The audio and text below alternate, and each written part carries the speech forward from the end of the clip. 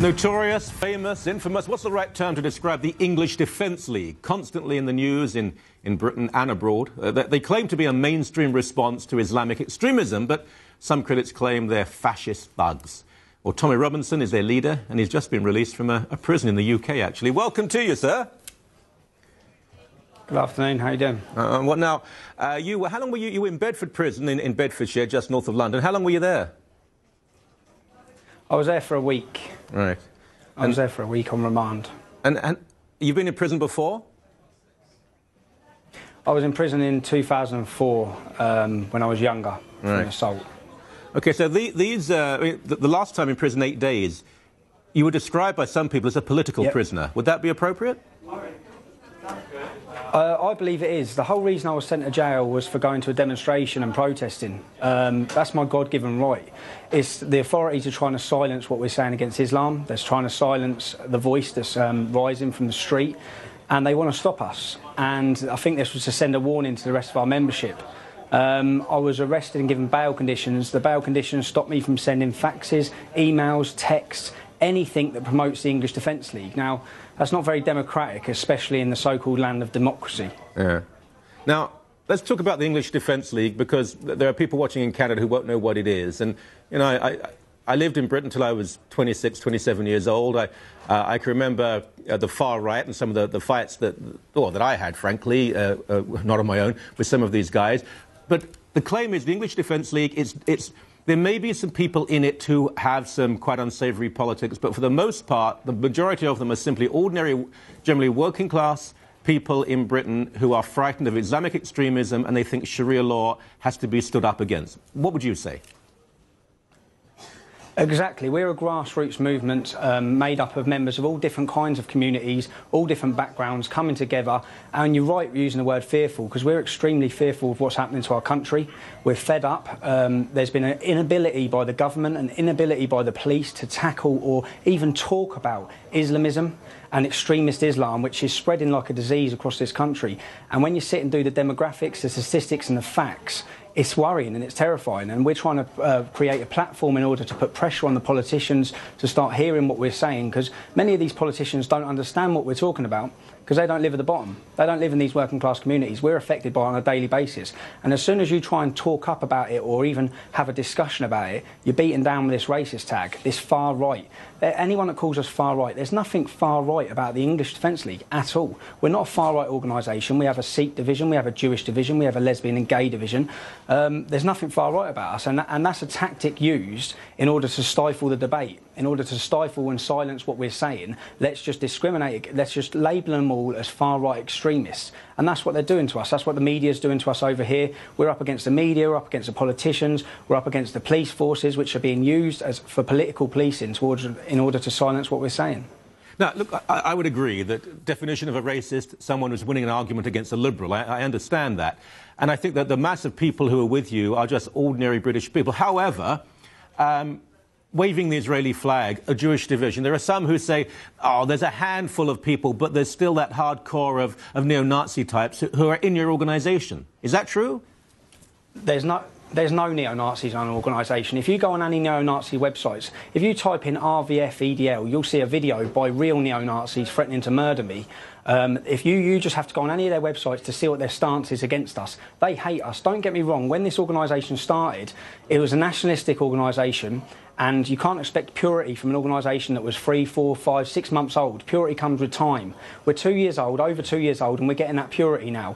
We've kicked out any rogue elements. When this started, it was majority lads, young lads that were fed up and that were willing to take to the streets. Now, if you go to a demonstration, you see like about 30% of our support now is women, is females, is mothers, grandmothers. Our support base has changed. It's becoming more mainstream, which is what we want. And there are no neo-Nazis in the English Defence League. There's not. Anyone that's found with any racist views which don't fit our agenda and fit what we stand for, they're kicked out immediately.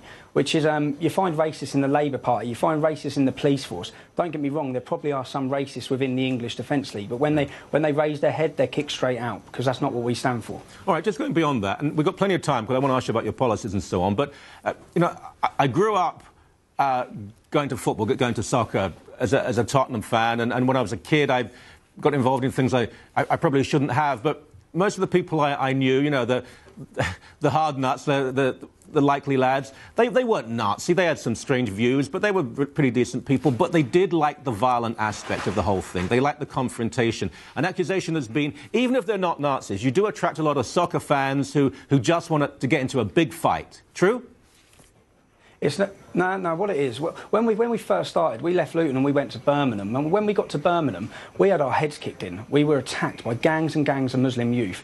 Now, that went across the whole country in the newspapers. Now, when we went to Manchester, how many female middle-aged school teachers are going to come out on the street and oppose militant Islam when we all know the consequences? It's a violent reaction. You're not going to get many. So the people that were willing to step forward and take to the streets were the brave people, the fearless people, the people who are of the mindset, we're not backing down. You're not beating us off the streets and you're not beating us into silence. Now, if that stereotypically comes across as a so-called football hooligan, which basically means you're a young lad who's not going to be prepared to back down, that's all we are. It's like myself, I don't claim to sit here and polish my halo. I'm a likely lad. I haven't been an angel, I never will be an angel, but at the same time, we're standing up for what's right. And I believe that the people that we're attracting, when you say that, even like myself, the upbringing we've had and what we've seen in towns and cities like Luton, it gives us more of a qualification to explain the problems around Islam than someone who's gone to a university and read about it in a book. Yeah. We're talking on lifelong experiences. We're living in these communities, and it doesn't make us hooligans to be willing to stand up and say, no, enough is enough, we're not backing down. We don't promote violence, but we will defend ourselves if we go out on the streets and we come under attack. And they're the sort of people that you saw joining the English Defence League, the young lads, the men that are not prepared to back down. And they're straightway stereotyped as hooligans. You don't stereotype, no one stereotypes every Muslim with a beard as an extremist or a terrorist. But yet so many news reporters feel it okay to say, well, look, they're hooligans, they've got bald heads and they've got beer bellies. And it's not on, really, to be honest. Yeah, you just described the person who was interviewing you. Stay with us, a lot more to talk about. We'll be back in a few minutes.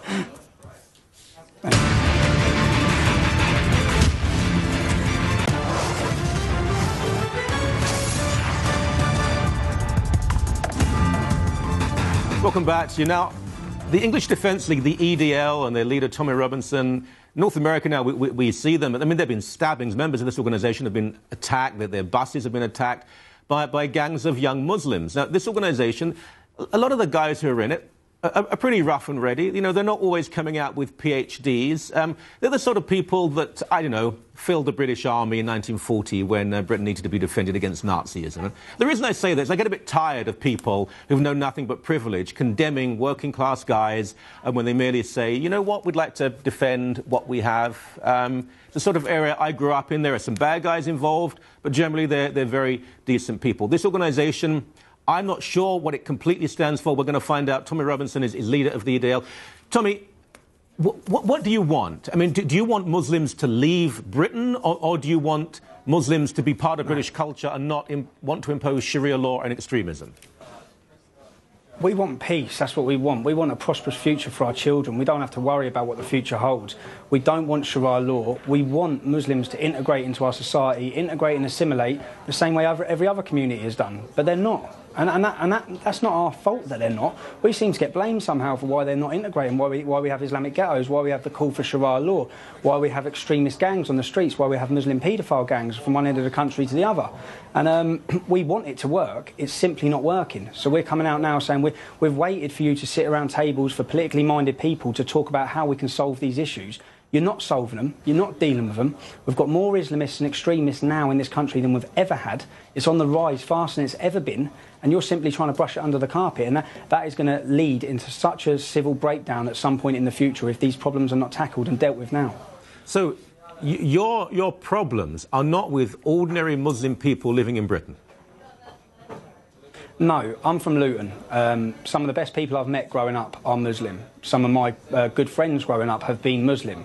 Our problem is with aspects and certain parts of the ideology of Islam. And certain parts of it need highlighting how backward and deranged certain parts of it are. And with fascism and Islamofascism, which is exactly what it is. Islam is a fascist ideology that's masquerading as a religion. But at the same time, we do recognise there are some great Muslims out there. And what we would like to see is, I keep asking myself, when will Muslims take to the streets against their fellow Muslims that are bringing their religion into disrepute? Because we're not seeing it. All we ever see is them take to the streets against us when we're trying to talk out against these issues. But yet you've got Muslims last week on September the 11th absolutely terrorising people's memories of the war dead, and going down and insulting the whole of America, insulting the whole of Britain, and there's no reaction from the Muslim community. We don't see any public outrage, but yet we see public outrage over a few cartoons. We see public worldwide outrage. So we want to know, when are the moderate Muslims going to come out and really confront the extremists within their ideology? Which, to be honest, I don't see that they're ever going to do it, because they're all Muslim brothers. That's how they class each other. Look, I agree with you that there have been some incredibly provocative, repugnant acts that have been committed in the UK and in the Netherlands and France and Denmark and Sweden and elsewhere.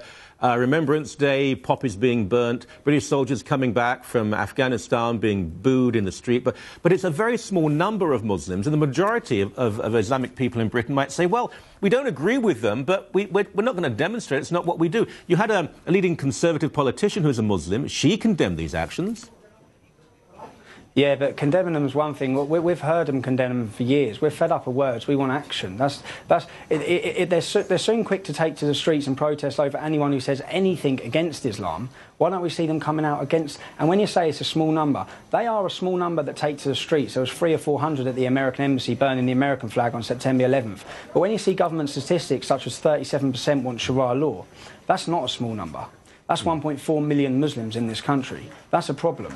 That's a problem that's not being tackled. We've got extremist Islamists in all our universities. No one's stopping them. It's like I was talking to a local Luton Muslim imam, and I said to him, this year on Freshers Week, when all the students go to the university, are the Islamic community going to get down there and confront those Islamists that are recruiting down there and brainwashing? Because if you don't, we will. And if we do it, we'll be called far-right extremists. Now, when you do it, you'll be hailed as heroic moderates. But they won't do it.